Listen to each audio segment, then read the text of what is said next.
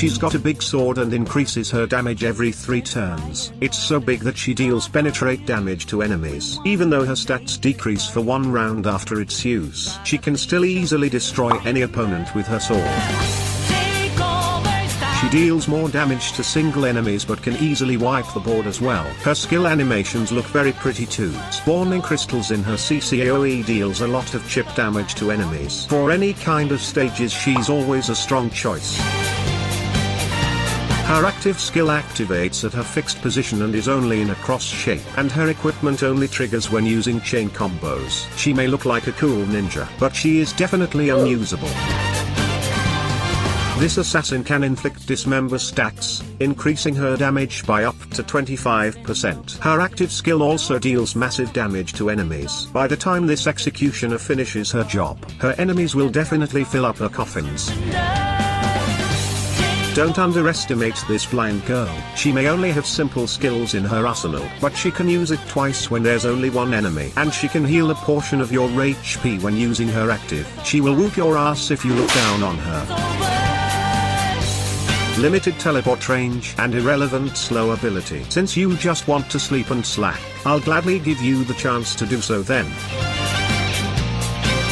She's the only converter in the game who can convert all of one color tile, and that is so awesome. She can also create enchanted green tiles for tiles passed or converted. Her secondary element may also be forest, but she really is the current strongest converter in the game. Out of the many different stand users in gacha games, Pompey is probably the biggest one. They have unlimited range teleport, deal column damage and converts. She may be underpowered without her stand, but she is still a strong utility Aurorian. Out of all the converters in the game, this flowery bastard is the worst. He doesn't even have a chance to convert tiles into green. Just creating enhanced tiles isn't useful at all.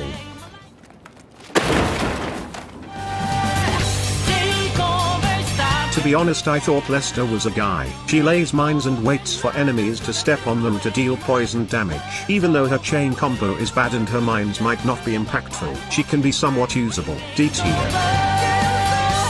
She may look and sound like an airhead, but she deals a whopping 750% damage to a single enemy and can recover a little HP. Her equipment may only be useful during Aurora time, but she is still rather an impressive sniper. I cannot emphasize enough on the importance of 2x chain combo supporters, but Louise would be the best of the 4 of them. She also heals the team and increases defense for every Aurora time. This equipment makes her essential in any forest teams. She got them big melons bouncing, and her mortality mark stacks throughout the battle, increasing the team's damage. But I really don't like X-based chain combos, and you are a limited unit like the other dragons, so not everyone is going to use her.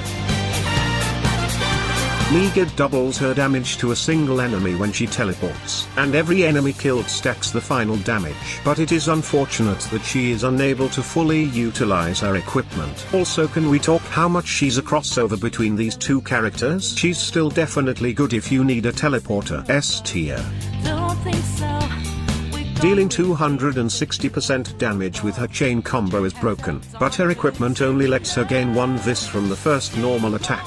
And her active skill needs have a lot of this to deal more damage. Personally, I feel she's a bit overrated. Mirror, mirror, on the wall, who's the best converter of them all?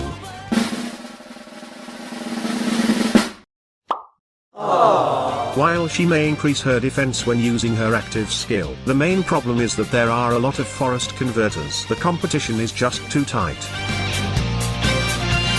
She's similar to Luco that they both attack all enemies and slow using their active skills. But Oddie is able to attack diagonally, which is a nice bonus. With her stacking additional bonus poison damage, she is a strong DPS for being a supporter.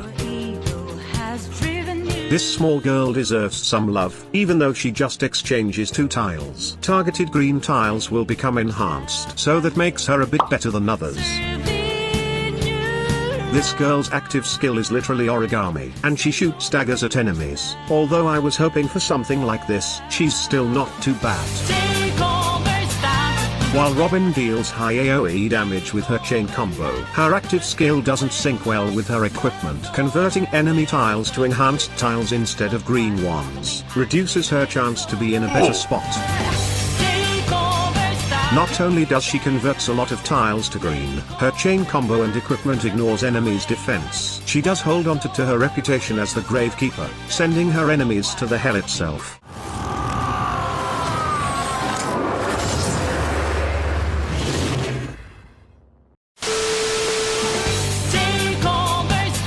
This researcher's equipment gains a shield before taking damage, and 2 out of the 4 tiles she converts to green are enhanced. She's one of the few units who can reduce her own cooldown. Combined with preemptive strike at only BT3, she is broken without high commitment.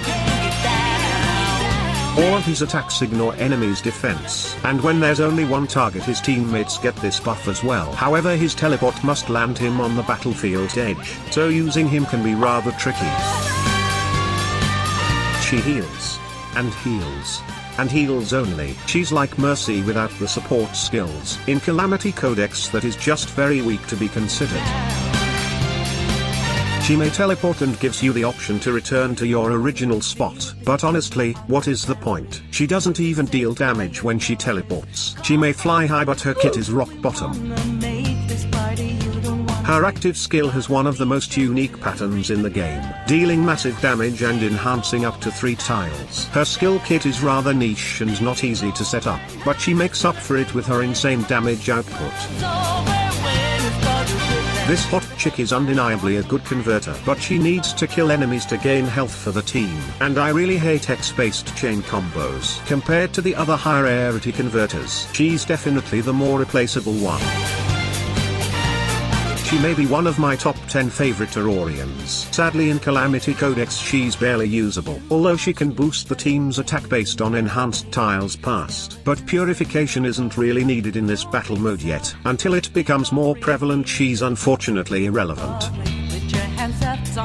If Narocell is already only D tier, there's no way she can be higher than her. She can return to her original spot after moving, but even Wendy is unusable, so there's no point using her. Even though you can use your teleport every turn, he can only jump and deal damage cross one space, and you only deal extra damage when your skill is ready. Seriously, why are the 3-star forest teleporters this bad? Definitely my most favorite Aurorian to use. Not only her active skill converts and deals a lot of damage, her chain combo only requires 2 tiles to activate, and she can deal splash damage every time she passes through an enhanced tile. Hero has one of the most broken kits in the entire game, and I just love her for that. Inter-swapping captain position is still a confusing mechanic, but Yao's is the simplest to understand. Swaps to become captain, increase her damage, and changes at end of round. Simple, yet effective. Looking forward to use her more.